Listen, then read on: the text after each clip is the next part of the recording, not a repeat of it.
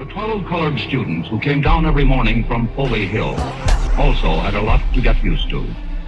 And then Monday morning, when we started school, there were only a few people around, and I thought maybe, well, they're just here to be curious and they want to see us come in, and that they would leave later.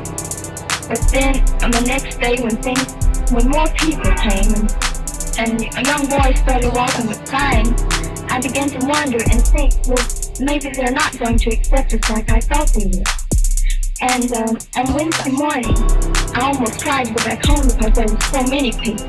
And they looked so mean. They looked like they just wanted to grab us and throw us out. They didn't want us at all. I could just see their hate in their hearts. And when we got inside the school, most of the children were very nice to us. And then there were some, you could tell that they didn't want us to see. They really showed it in a big way.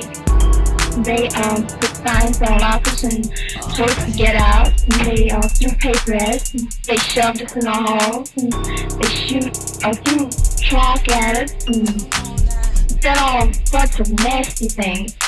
And it just made me feel bad. And I couldn't concentrate at all on my lessons.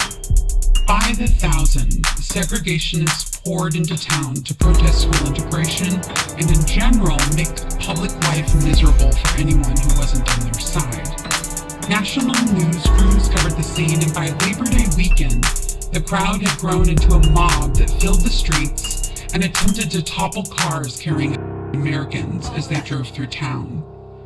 Clinton had only 6 police officers at the time, certainly not enough to quell an angry mob of hundreds.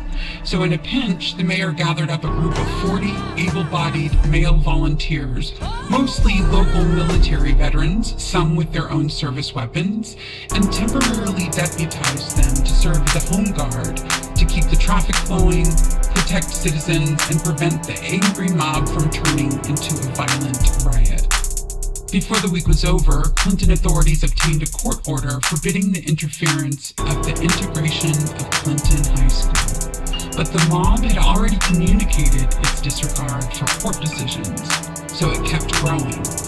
Subsequently, Casper was arrested for violating the court order, which just angered the mob even more, until a crowd of outsiders, the size of the population of the city of Clinton itself, had gathered outside the courthouse and pushed the home guard back to the courthouse steps.